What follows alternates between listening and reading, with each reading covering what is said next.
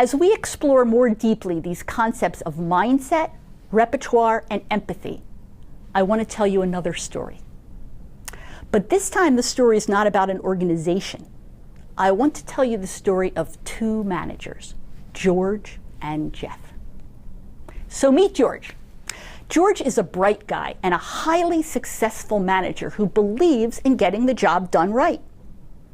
He's an honors engineering graduate in college with an MBA from a top school who joined a manufacturing firm famous for its rigorous methods and attention to execution. And George has developed a great track record there. George is used to getting the A.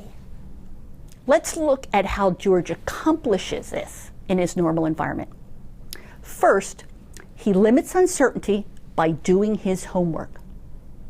Then, he selects progressive experiences and focuses on developing a depth of experience and detailed knowledge of the firm's product and its underlying technologies. George has developed an expert repertoire. He's respected as the go-to man for any technical question, and he's successfully run several P&Ls, profitably growing these businesses along with the market. Now, George is also customer-focused. He collects a lot of data, and he looks at his customers objectively. He's learned to figure out and then focus on a few good, solid strategies and clear ideas. He reduces his risk by doing his homework. And as a result, he makes careful, calculated investments and consistent progress, all of which confirms and reinforces the value of George's approach. But then let's say George gets an offer of a promotion. He's asked to take over a large but struggling business unit in his firm. And he's apprehensive. He feels that meeting this new business's growth goals will be a stretch. Having just been acquired by a very aggressive global parent company, the company's expectations for the growth of this division are beyond what George considers realistic, given market conditions. But regardless, when it's made clear to George that if he wants to continue to advance within the company, he better take the job, he agrees to tackle it. Let's look at what happens to George as he attempts to innovate and grow a business in this new, unstable environment. Well, suddenly George is not so sure anymore exactly how to get that A. In this test, he's not sure how to avoid mistakes. He's afraid of the new level of uncertainty he now faces, uncertainty that he can no longer avoid or limit. But because he's avoided new experiences outside of his comfort zone, he feels kind of unprepared. His repertoire that was so useful in his old business now feels narrow. Despite these limitations, though, George still believes that he can improve the value delivered to his new customers if he learns more about them. So he immediately asks his staff to pull together all of the data the organization can find on its customers and their preferences. After weeks of study, George is confident that there's not much about the use of his firm's product by targeted customer groups that he doesn't know. George, however, probably only knows his customers' stated preferences. But using these as the basis for growth almost guarantees producing the kind of Me Too products that have lackluster profitability. True competitive advantage, as we've said before, lies in addressing people's unarticulated needs. But George has no insights into those, so he can't really know what might be a truly differentiated new value proposition. George is flying blind. Because of his narrow repertoire, coupled with superficial data on customers, George struggles to find a big idea. Corporate has been clear that they want only big wins, but finding them turns out not to be so easy. Competitors seem to be onto the best ones already. And despite scouring market research data, good ideas remain elusive because nothing seems quite big or sure enough. So George keeps looking and he gets more anxious. Finally, George identifies a new value proposition he thinks could be a really big winner, taking a technology from one area of the business and using it to address a new customer segment. On paper, this looks like it might be a substantial opportunity, but there's really no hard data on the new segment and how they'll react to this technology. As George moves forward to develop the idea, he's very careful to protect the firm's intellectual property. He's wary of talking too much about the new offering to either potential customers or to distributors, and he opts to self-manufacture rather than outsource. Encouraged by both his organization and his narrow past experiences, George works hard to prove the value of this opportunity. And even though finance shoots down his capital budget a few times, he finally gets it right. He revises the ROI calculations, and they agree. This is what George has been taught to do. And even though we all understand theoretically that it's impossible to prove with historical data that a new idea that has not yet been attempted will work, intelligent managers like George get caught up in this game all the time.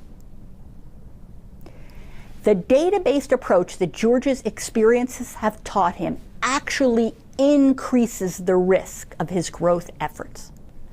George's bets will tend to be big, he'll place them more slowly, and every failure will be publicly represented.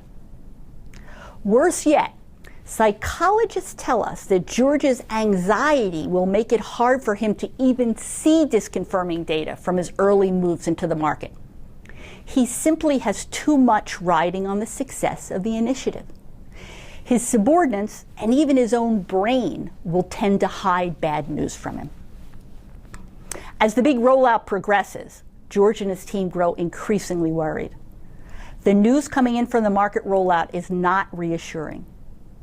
The new customer group doesn't seem to grasp the many functional benefits of that new technology, and distributors also seem uninterested.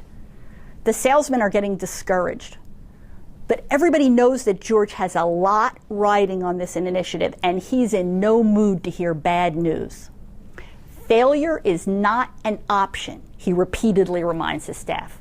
Go do whatever it takes, is his response when they try to talk about their concerns. Not surprisingly, George's story does not have a happy ending.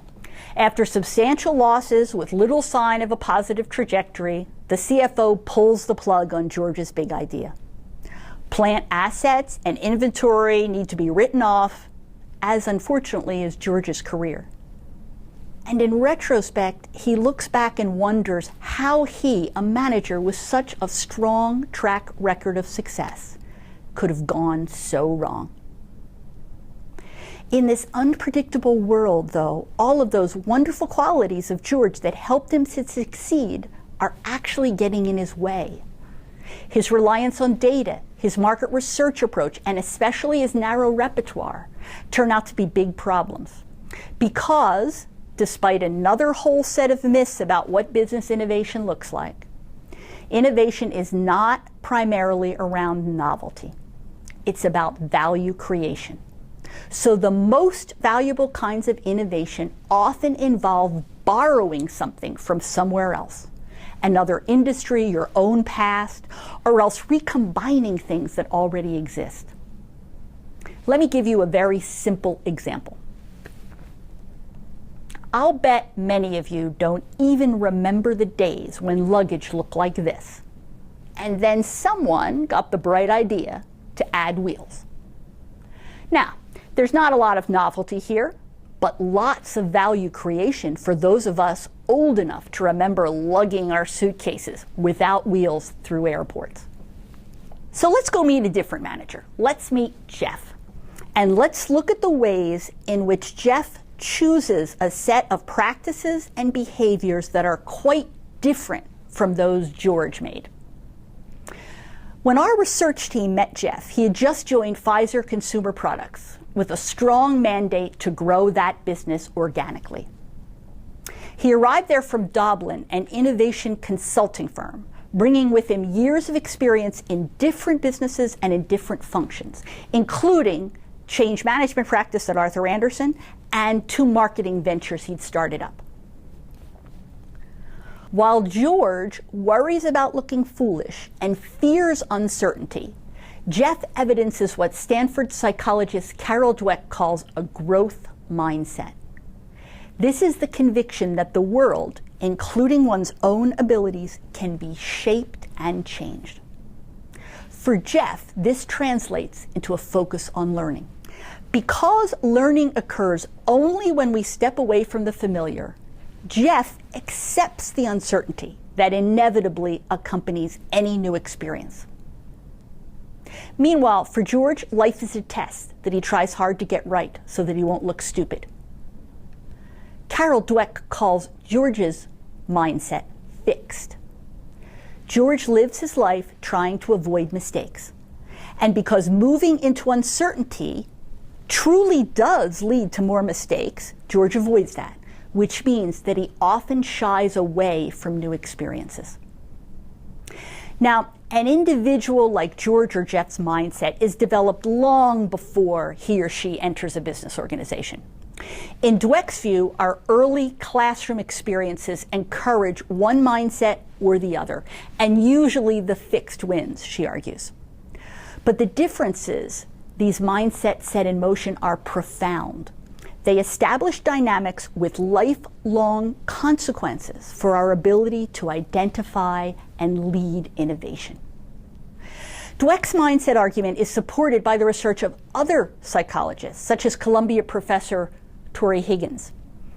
In his research on motivation, Higgins notes that virtually all theories of motivation, from the time of the ancient Greek philosophers through Sigmund Freud to today, are based on the idea that we approach things that are pleasurable and we avoid things that are painful.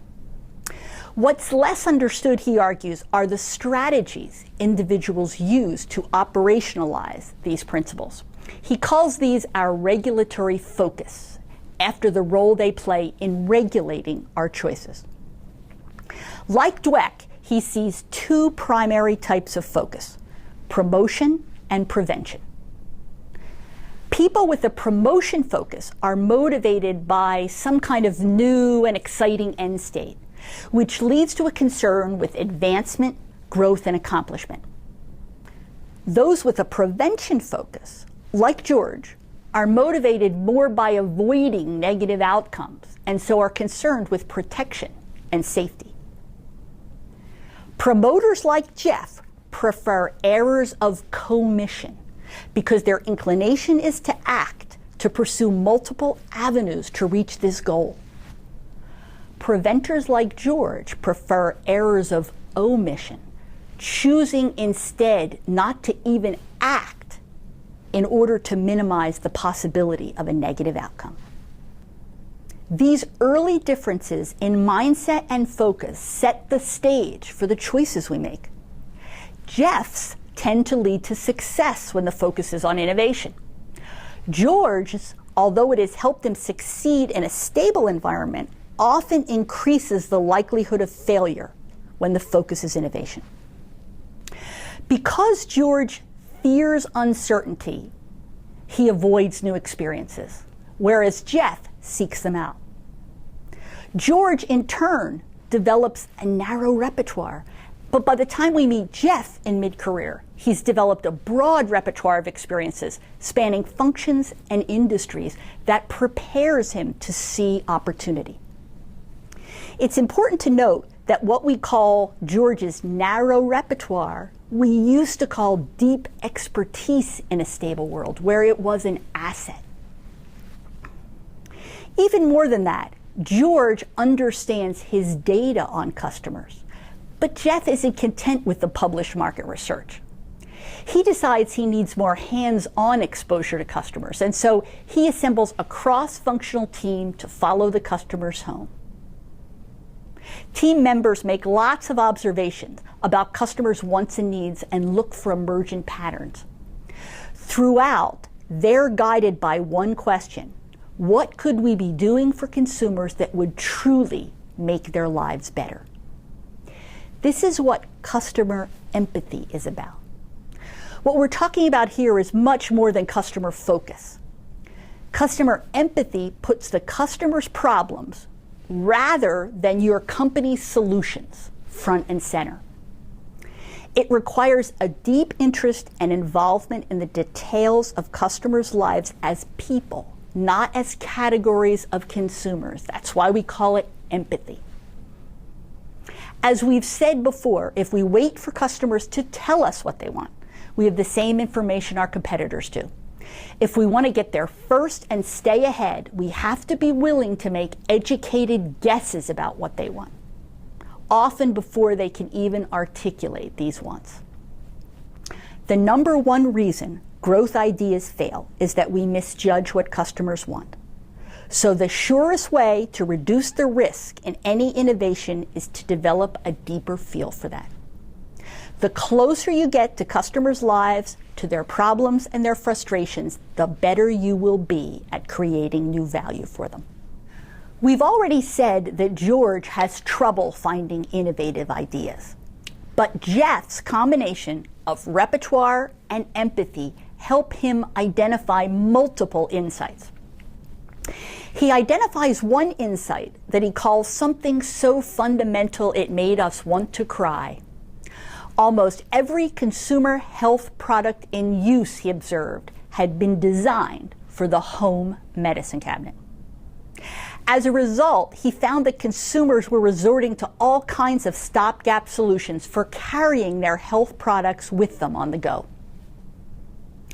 The insight we had was that we needed to provide a way for people to be able to take care of themselves and their health away from home.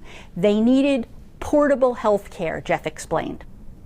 So he and his team set a goal of giving consumers access to the same healthcare products they had at home, whether they were traveling by car or bus or plane or train. Now, as we move forward, George manages risk through analysis, but Geoff manages risk through action. For instance, after a few small experiments that didn't really go anywhere, they tried converting a bottle of Listerine, one of Pfizer's strongest brands, into a package of thin strips that would fit in a pocket. They weren't sure at the outset what the potential was, but Listerine pocket packs, as they called them, seemed like an affordable bet. Geoff realized that involving retailers as early as possible would be crucial, in part because he worried about getting internal buy-in, achieving the alignment that he needed across Pfizer units to develop this new product and package combination. He also believed that offering theoretical arguments to retailers about why this was a great new category of products would not be enough. All in all, he concluded, attempting a large rollout would likely be a slow and painful process, and Geoff believed in the need for speed. So he elected to partner with a few retailers to conduct some quick, small-scale experiments in just a few stores. Walgreens was the first to step up to the plate, offering Geoff limited shelf space in just 7 stores to test early forms of the new concept. And a critical part of this initial experiment was observing and interviewing customers as they experienced the product in the stores. The insights they gained from shoppers, they hoped, would help them test the underlying assumptions about both the customer and the business case that they had for this new concept, such as, for instance, how much the new, smaller sizes would cannibalize sales of existing larger sizes. So while George ended up placing big bets slowly, Geoff placed small bets quickly. We've talked about George's challenges as he moved forward. Geoff fares much better. Based on some enthusiastic responses from customers to the Listerine pocket packs, Geoff and his team quickly explore pocket-sized formats for all Pfizer brands, and they consider how to combine them in ways that would be even more convenient for customers. Ultimately, they hit upon the idea of a portfolio of pocket-sized products that consumers could put together themselves as they would a cosmetics kit. So soccer moms could stock kits of Neosporin ointment and Band-Aids in their cars. Professionals like us could create kits with Motrin and Zantac in their briefcases. And whereas George struggled and tended to fail, Geoff more than succeeds in this situation. The success of the Walgreens pilots quickly persuades competing drugstores to stock Pfizer's pocket-sized products. In the face of such demonstrated consumer demand, Geoff's team is able to work through all the territorial challenges at Pfizer and emerge with a broad array of new product offerings. Working with retailers, sharing the concept early on with them, had not only cemented their interest in the product, but also convinced Pfizer managers who responded to the retailer's enthusiasm with increasing support for the initiative. The bottom line, portable products generated 5 to 10% incremental revenue for the participating brands from the start, and were projected to become a $500 million category for Pfizer. This contributed to one of the highest consumer product company valuations on record, shortly thereafter when Pfizer sold the consumer products division to Johnson & Johnson. But let's not forget about George. How do we help George to succeed? Not by asking him to become Geoff, that's not who he is, but by showing him how, when the situation calls for it and involves uncertainty, he can adopt more of Geoff's behaviors. But first, we have to help him overcome his fear of uncertainty and the anxiety he feels.